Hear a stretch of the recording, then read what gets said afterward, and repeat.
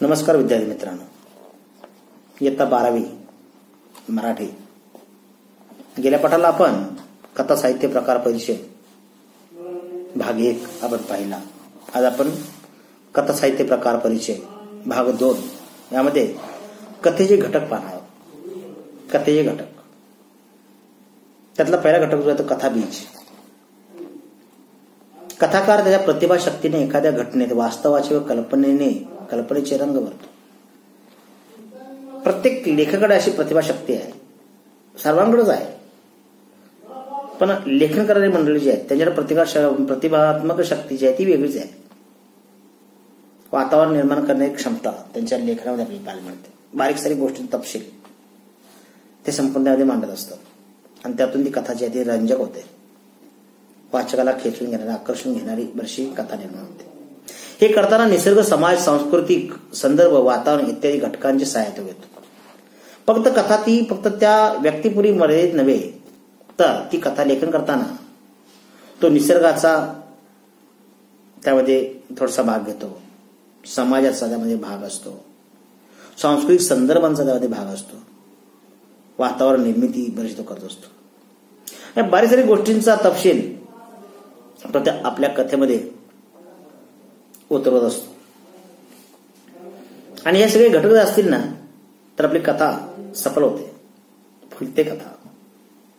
आणि प्रतिभावंत किंवा प्रतिभाशक्ती वापरणारा लेखक जो आहे या संपूर्ण घटनांचा बराच सहाय्य घेत होतो. या सर्व घटकांच्या मदतीने घटना मालिकेचे कथात्मक साहित्यात बरंच रूपांतर होते. या बारीक सारी गोष्टी ज्या आहेत ना त्या सगळ्या एकत्र जर केल्या, आपण जर बारीक सारी तपशील जर एकत्र घेतला तर त्या कथेला आकार एक वेगळा येतो. ती कथा फुलते आणि वाचकाच्या मनावर बिंबते, वाचकाला ते आकर्षित करून घेते. म्हणून आपले तर निसर्ग, समाज, सांस्कृतिक संदर्भ, वातावरण हे कथेला खूप पोषक आहे. आणि ह्या पोषक वातावरणामध्ये किंवा अशा पद्धतीचं वातावरण तयार करून प्रतिभावंत कवी जे आहेत किंवा लेखक जे आहेत हे संपूर्ण कथा बरंच लिहित असतात. म्हणून ह्या बारीक सारी घटना ज्या आहेत याची एक मालिका तयार होते आणि त्या साहित्यात रूपांतर होतं. म्हणून कथेत घटना हा महत्वाचा भाग ठरतो. कथेत मूळ घटनेला कथाबीज म्हणतात. कथेचा जो गाभा जो आहे ना त्या गाभ्यालाच कथाबीज म्हणतात. मग त्या जी घटना मांडायची आपल्याला त्याभोवती आजूबाजूला खूप मोठा परिसर आपण बराचसा मांडवतो लेखनातून. सामाजिक परिस्थिती असेल किंवा बरंच वातावरण असेल, हे सगळं मांडतो आपण. पण आपल्याला जे काही महत्वाचं मांडायचं आहे ना ते म्हणजेच मूळ, त्याला कथाबीज म्हणायचं. आणि प्रतिभावंत कवी असतील, लेखक असतील, अशा पद्धतीच्या घटना मांडतात. ते जी घटना मांडायची आहे ना त्या घटनेविषयी आजूबाजूचं संपूर्ण वातावरण जे आहे ते असं वातावरण निर्माण करतात की वाचक तिथं मोहित झाला पाहिजे. दुसरा मुद्दा आहे कथानक.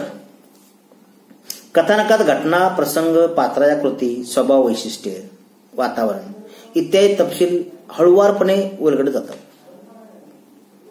जो प्रसंग आहे तो लगेच मांडत नाही, ते प्रसंग नटवतात.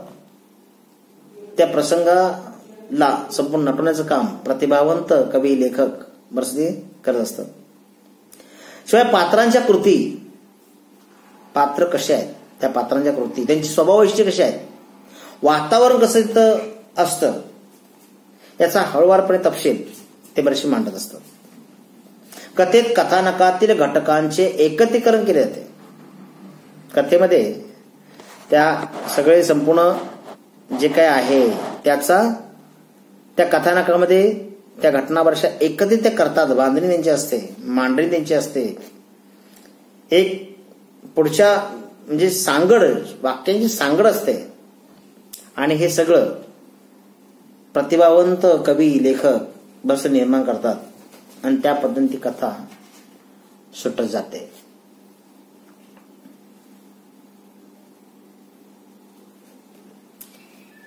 कथानकातील घटकांचे एकत्रीकरण बरंच केले जाते. या एकत्रीकरणातून कथेची मांडणी आकारल्या जाते. कथा आपली कशी सफल होईल म्हणजे या ठिकाणी वातावरण आपल्याला ते मांडता आलं पाहिजे आणि ते वातावरण प्रवाही असायला पाहिजे. कथांना उलगडतात त्यातील प्रवाहीपणही जपले पाहिजे. आपला प्रवाह जो आहे तो कथेच्या माध्यमातून असायला हवा. कथेच्या बाहेर जाता कामा नये प्रवाह आपला. जर प्रवाह जर गेला तर आपली कथा भरकटते. म्हणजे आपल्याला ती जाणीव पाहिजे की आपली कथा कुठं कशा पद्धतीने निघाली आहे हे लेखकाला भान असायला पाहिजे. कथाकाराच्या मनात कथेच्या अनुषंगाने निर्माण झालेला भावाशय वाचकांपर्यंत पोहोचण्याचे कथन करणे हे कथानकाचे प्रयोजन आहे. आपल्याला जे काही मांडायचं आहे ना ते कथानक जे आहे ते संपूर्ण त्या वाचकांपर्यंत पोहोचवण्याचं काम हे कथन बरंच करतं. म्हणून आपल्याला इथं कथानक जे आहे ते कथानक आपल्याला व्यवस्थितपणे मांडता आलं पाहिजे. कथेमध्ये या घटकांना संपूर्ण एकत्रित करून तपशीलवार घटना, प्रसंग, पात्राकृती, स्वभाव वैशिष्ट्ये, वातावरण याची एक सांगड करून आपल्याला संपूर्ण ही मांडणी आपल्याला करावी लागते. पुढचा मुद्दा पहा, पात्रचित्रण. पात्रचित्रण हा कथेचा महत्वपूर्ण घटक आहे. कथेमध्ये जे काही पात्र जे आहे, नायक जो आहे,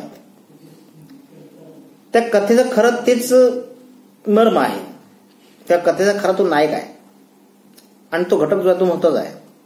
पात्र चित्रणातील कथेचा आशय पुढे पुढे जात राहतो. कथाकार एखाद्या पात्राची वृत्ती, कृती, उक्ती, भावना, विचार, कल्पना, संवेदना, जीवनदृष्टी, विचार पद्धती इत्यादीच्या चित्रणातून व्यक्तीची शब्दरूप प्रतिमा बरस तयार करत असतो. आता आपल्याला माहिती आहे की लेखन करत असताना पात्राची वृत्ती काय आहे, तो कृती काय करतो, त्याची उक्ती काय आहे, भावना काय आहे, विचार कसा असतो, कल्पना कशी असते, संवेदना कशी असते, जीवनदृष्टी कशी असते, विचार पद्धती कशी असते इत्यादीच्या चित्रणातून या व्यक्तीच्या शब्दरूप प्रतिमा बरीच तयार केली जाते. हे संपूर्ण जे आहे ना ते लेखनातून, शब्दातून बरंच निर्माण करावं लागतं. या प्रतिरूप प्रतिमेला पात्र असं म्हणतात. या प्रतिमेला शब्दरूप प्रतिमेला पात्र असं म्हणतात. मग आपण माहिती आहे की लेखन करत असताना काही कथा ज्या आहेत त्यातली कथनातली पात्र जी आहेत ती म्हणजे वेगळी असतात, काल्पनिक असतात, पण ते नटवण्याचं सामर्थ्य जे आहे ते कवी किंवा लेखकांकडे बरंच असतं. प्रतिभावंत जे काही कवी आहेत किंवा लेखक आहेत ते बरोबर त्या पात्राला, काल्पनिक पात्र असेल पण त्याला नटवण्याचं काम ते बरंच करतात. आणि अशा या शब्दरूप प्रतिमेला पात्र असं म्हणतात. कथेतील पात्रांना वास्तवातील माणसांप्रमाणे रेखाटले जाते. कथेतील पात्रांना माणसांप्रमाणे रेखाटण्याची क्षमता या लेखन कौशल्यामध्ये आपल्याला पाहायला मिळते. म्हणून वाचकांची या पात्राची जवळीक साधली जाते. म्हणून वाचक जो आहे ही पात्र जे आहे, उदाहरणार्थ आपण पु ल देशपांडेंचं अंतू बर्वा हे पुस्तक वाचा.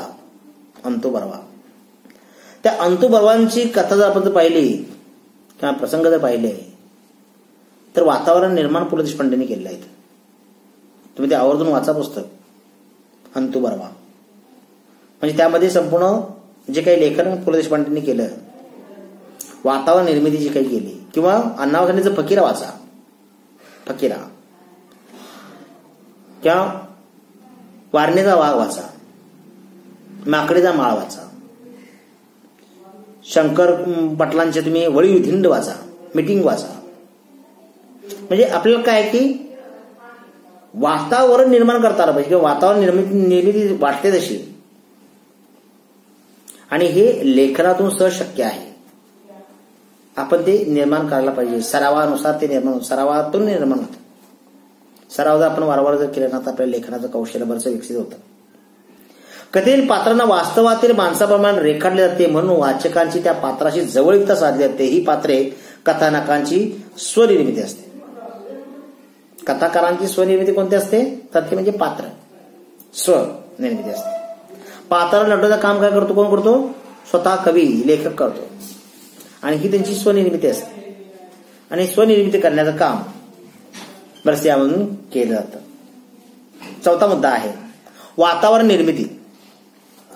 वातावरण निर्मिती कथेला स्थळ काळाबरोबर सामाजिक, भौगोलिक, सांस्कृतिक, राजकीय इत्यादी युक्त वातावरण बरंच असते. कथेला स्थळ महत्वाचं आहे, शिवाय काळाबरोबर सामाजिक, भौगोलिक, सांस्कृतिक, राजकीय इत्यादींनी युक्त वातावरण बरंच असते. कथा या वातावरणाचा वाचकांवर परिणाम होऊन तो कथानकाशी एकरूप होतो आणि वातावरणाचा पट जितका सघन तितकी कथा सकस होते. आपल्याला वातावरण जेवढं चांगलं मांडता येईल ना तेवढी कथा आपली सफल म्हणायची. ज्याला वातावरण करता निर्माण येत नाही ना ते कथानक पडतं थोडंसं. शब्दांची रचना सुद्धा, मांडणी सुद्धा त्या पात्र जे आहे त्या पात्राला शोभेल अशी असेल ना तर आपली कथा फुलते. अन्यथा आपली कथा जी आहे ही कथा फुलत नाही. म्हणजे इथं सामाजिक, भौगोलिक, सांस्कृतिक, राजकीय इत्यादी युक्त वातावरण असते आणि मग आपली कथा जी आहे ती सफल होते. आता पाचवा मुद्दा आहे नाट्यमयता संघर्ष. कथेत चांगल्या वाईटाचा संघर्ष असतो. आता पूर्वी आपण चित्रपट पाहिले, जुने मराठी चित्रपट, त्यामध्ये गावामध्ये पार्ट्यांमध्ये भांडणं असायची. काय एखादा तमाशा असायचा गावामध्ये आणि त्या तमाशामध्ये खूप मोठी भांडणं व्हायची. आता हे वातावरण निर्माण करता पाहिजे लेखनामधून. आता फकीरा तुम्ही कादंबरी वाचली तर तुमच्या लक्षात येईल यामध्ये फकीरामध्ये सुद्धा खूप मोठा संघर्ष मांडलेला आहे अण्णासाठींनी. म्हणजे असं वातावरण तिथं निर्माण करता आलं पाहिजे. कथेत चांगल्या वाईटांचा संघर्ष असतो, त्यातून नाट्यमयता निर्माण होते आणि या संघर्षातूनच कथा उत्कर्ष बिंदूपर्यंत पोहोचते. कथेतून आपल्याला मांडता आलं पाहिजे. एक गाव 12 भानगडी चित्रपट पाहिला असेल कदाचित जुना. खूप मोठे संघर्ष की वातावरण कवीला किंवा लेखकाला बरोबर निर्माण करता आलं पाहिजे. कथेत प्रत्येक वेळी संघर्ष किंवा नाट्य हे वाईट घटनांचेच असते असे नाही, तर आनंद आणि सुखात्मक घटनातूनही नाट्यमयता निर्माण करता येते. फक्त संघर्षातूनच फक्त नाट्य निर्मिती करता असं मुळीच नाही. आनंद असतील, दुःख असेल, सुखात्मक घटना असतील, यातूनही कथानक बांधता येते किंवा वातावरण निर्माण करता येते. आपण वऱ्हाड निघाला लंडनला हे पुरुषोत्तम देशपांडेंचं जर आपण नाटक जर पाहिलं किंवा ऐकलं तर 52 पात्र एकटाच तो बडबडत असतो किंवा प्राध्यापक आहेत ते होते. खूप मोठी संपूर्ण वऱ्हाड निघाला लंडन त्यांचं नाटक आहे. काय इंदुरीकर महाराजांचं गाढवाचं लग्न चित्रपट आपण पाहिला, पण ते वाचा म्हणजे वाचल्यावर आपल्याला ते कथानक कशा पद्धतीने बांधलं, पात्र कशी निर्माण केली, कशा पद्धतीची भाषाशैली वापरली, कशा पद्धतीचं नाट्य तिथं संपूर्ण निर्माण केलेलं आहे, कसे हास्य चमत्कार निर्माण केलेले आहेत. म्हणजे संपूर्ण आपल्या हे लेखनातून बरंच तयार करता येतं. आनंद किंवा सुखात्मक घटनातून नाट्यमयता निर्माण होते. कथे शेवटी कथेतील अनुभवांचा, घटनांचा उत्कर्ष बिंदू नाट्यपूर्ण रीतीने साधता येतो. पण तरीही कथानकाच्या ओघात स्वाभाविकपणे झालेला शेवट वाचकाला आकर्षित करतो. काही संपूर्ण कथा अशा आहेत की संपूच नाहीत, काही कथा अशा संपूच नाही असं वाटतं. म्हणजे त्या कथा ज्या आहेत त्या संपूर्ण वाचकाला जिंकलेलेच असतात.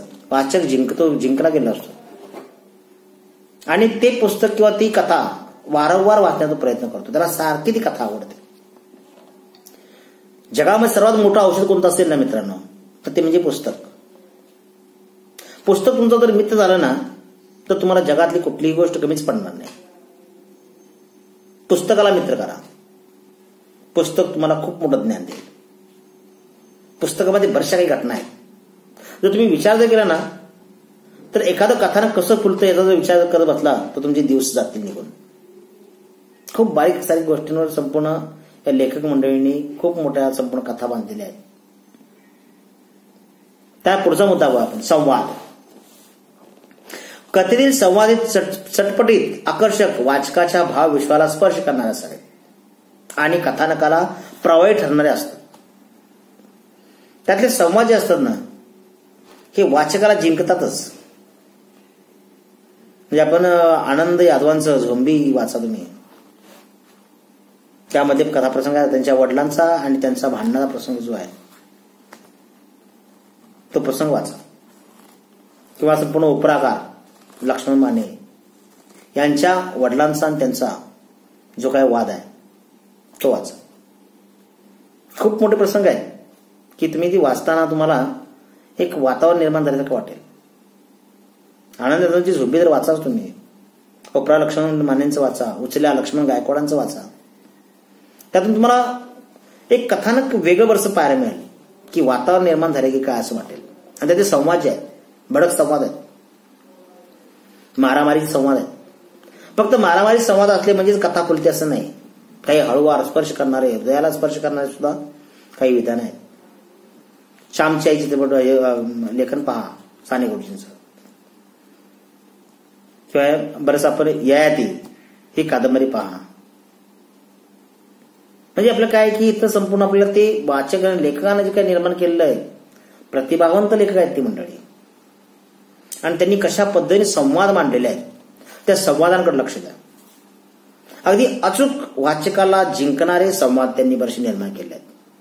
कथेतील संवाद हे चटपटीत आकर्षक वाचकाच्या भाव विश्वाला स्पर्श करणारे आणि कथानकाला प्रभावी ठेवणारे असतात. कथानक जर जीवन ठेवायचं असेल ना, चांगलं जर बनवायचं असेल ना, तर आपल्याला त्यातले संवाद जे आहेत हे संवाद अगदी दिल खुलास मांडले पाहिजे, पुढच्या माणसाला जिंकणारे असले पाहिजे. पात्राच्या स्वभावानुसार, धर्मानुसार, स्वभाव धर्मानुसार, परिस्थितीजन्य घटकानुसार संवाद दिले जातात. वातावरण जसं आहे ना तसेच संवाद असतात, आणि तशी लिहिली तर आपली कथा ही सफल होते. या संवादात लय व आंतरिक संगती महत्वाची आहे. शब्द मांडताना कशा पद्धतीने शब्द मांडायला पाहिजे, संवाद कशा पद्धतीने असायला पाहिजे, संवादातून रस निर्मिती झाली पाहिजे. रस परिपोष होत असतो. अर्थपूर्ण संवाद कथेला एक वेगळी उंची प्राप्त करू देतो. आपण संवादासाठी जर आपण नटसम्राट नाटक जर पाहिलं विवा शेवाळकरांचं, तर इथं त्या नटसम्राटमध्ये जे काही स्वगत जे आहे आप्पासाहेब बेलवकरांची, हे संवाद तुम्ही जर पाहिलं, स्वगत जर पाहिलं तुम्ही, तर खूप मोठी स्वगत आहे. आणि स्वगत म्हणजे दोन माणसामध्ये जे काही बोलत होतो आपण त्याला संवाद म्हणतात, आणि स्वतःशीच बोललं तर त्याला स्वगत असं म्हणतात. ही स्वगत जी आहेत ना, ही इतकी मोठी आहे आणि प्रचंड ताकदीची आहे. त्यात ती वाक्य जर पाहिली तर खूप मोठी ताकद शिरवाळकरांनी त्यात निर्माण केली आपल्याला काय मिळते. म्हणजे तिथं रस निर्माण झाला पाहिजे. वाचकाच्या मनामध्ये रस निर्माण होणारा इथं संपूर्ण अर्थपूर्ण जर आपले संवाद असतील ना, तर आपली कथा उंची घेते, कथा आपली सफल होते. पुढचा मुद्दा, भाषाशैली. कथानक भाषा मदतीने साकारात होत असते. कथेतील पात्रांच्या स्वभाव वैशिष्ट्यानुसार व कथेतील वातावरणानुसार भाषेची योजना केली असते. कथेतील भाषा जी आहे या भाषेच्या मदतीने ही कथा सफल होत असते. कथेतील पात्राच्या नुसार, स्वभावानुसार ही भाषा मांडावी लागते. कथेतील वातावरण काय आहे त्या वातावरणानुसार ही भाषा मांडावी लागते. कथाकार, त्यांचा दृष्टिकोन, त्याची अनुभव घेण्याची पद्धत यानुसार कथेचे भावरूप आणि शैली विशेष निश्चित होत जातात. वातावरणानुसार संपूर्ण आपली भाषा जर असेल ना, लयदार भाषा असेल ना, तर आपलं कथानक फुलतं. कथा लिहिताना साधारणतः प्रमाण भाषा आणि बोली भाषा यांची सरमिसळ केली जाते. कथा लिहिताना आपल्याला माहिती आहे काही कथा ज्या आहेत त्या कथा थोडी ग्रामीण भाषा असते, तर काही प्रमाण भाषा असते. या बोलीतून संपूर्ण नटवलेली असते. आणि आजच्या आपण कथा पाहतो की आजच्या कथेमध्ये मराठी त्यामध्ये असतं, हिंदी त्यामध्ये असतं, इंग्रजी वाक्य असतं त्यामध्ये. म्हणजे आपल्याला माहिती आहे भाषाशैली जी आहे ही पूर्वीच्या कथेची वेगळी होती. आजच्या कथेची भाषाशैली बरंचसं बदलत गेलेली आहे. यामध्ये प्रमाण भाषा, बोलीभाषा, गावण भाषा, ग्रामीण भाषा या बोलींचा सरमिसळ करून ती कथा बरीचशी निर्माण केली होती. तसेच कथा पूर्णपणे बोली भाषेतही लिहिली जाते. तर काही कथा ज्या आहेत ती स्वतःच्या बोली भाषेमध्ये आहेत. म्हणजे आपल्या शंकर पाटलांचं मिटिंग तुम्ही जर ऐकलं तर त्यांच्या कथा प्रकारामध्ये त्यांचं वळीव नावाचं पुस्तक जे आहे किंवा शांकर कथा या तुम्ही वाचा. खूप प्रतिभावंत लेखक आहेत ही मंडळी आणि त्यांनी बरेचसे निर्माण केलं आपल्याला पाहायला मिळतं. आता पुढे पहा. वरील घटकांशिवाय प्रारंभ, मध्य आणि शेवट असे कथेचे सर्वसाधारणपणे 3 टप्पे मानले जातात. प्रारंभ हा आकर्षक असायला पाहिजे, मध्य हा काहीतरी सांगणारा असायला पाहिजे आणि शेवट जो आहे समारोह हा कथेचा सर्वात महत्वाचा भाग आहे. कथा जिवंत करता येते पण कथा संपवता येत नाही. कथा जिवंत करणं सोपं आहे पण कथा संपवणं खूप अवघड आहे. कथा संपवत असताना खूप मोठा अभ्यास आहे आणि शेवट हा जर करता नाही जर आला तर कथा आपली सफल होतच नाही. आणि असे 3 टप्पे मानले जातात. त्यातला प्रारंभ, मध्य आणि शेवट, समारोह, शेवट. कथेची सुरुवात कधी विरोधाभासातून तर कधी पात्राच्या परस्पर विरोधी भूमिकातून तर कधी परिस्थितीजन्य प्रसंगातून होत असते. ही सुरुवात जितकी नाट्यपूर्ण तितकी उत्कट तितकीच वाचकांची उत्कंठा अधिक तीव्र करणारी असते. ही उत्कंठा कथे शेवटपर्यंत कायम राखली जाते आणि कथेच्या रचनाबंधाला त्यामुळे सौंदर्य प्राप्त होते. कथेची सुरुवात कशी असेल पण कथेचा शेवट जो आहे तो हा खूप महत्वाचा बरसा मानला गेला आहे कथालेखनामध्ये. कथालेखनात कथेच्या वरील घटकांबरोबर शीर्षकाचे महत्व सुद्धा अनन्य साधारण आहे. सूचक व अर्थपूर्ण शीर्षक कथेचा आशय उलगडण्यास मदत करते. आपली कथा जी आहे त्या कथानकाला शीर्षक जे आहे हे खरं महत्वाचं आहे. कारण कथेचा अर्धा जीव जो आहे ना या शीर्षकामध्ये असतो. शीर्षक जर आपलं चांगलं असेल ना त्या कथेला साजेल असं तर ते शीर्षक पाहूनच कथा वाचली जाते. शीर्षक जर समजत नसेल ना तर वाचक लाभत नाही जास्त. विचारीच लोक भूत वाचतात त्या कथा. शीर्षक हा एक मान आहे. कथेचं शीर्षक जे आहे ही संपूर्ण अर्धी कथा जी आहे ती त्या शीर्षकावरून समजते. पण शीर्षक हे खूप महत्वाचं आहे आणि शीर्षकामुळेच कथेचा उलगडा बराचसा होत असतो. ओके, थांबू इथं, उद्या पाहूया. ओके, धन्यवाद.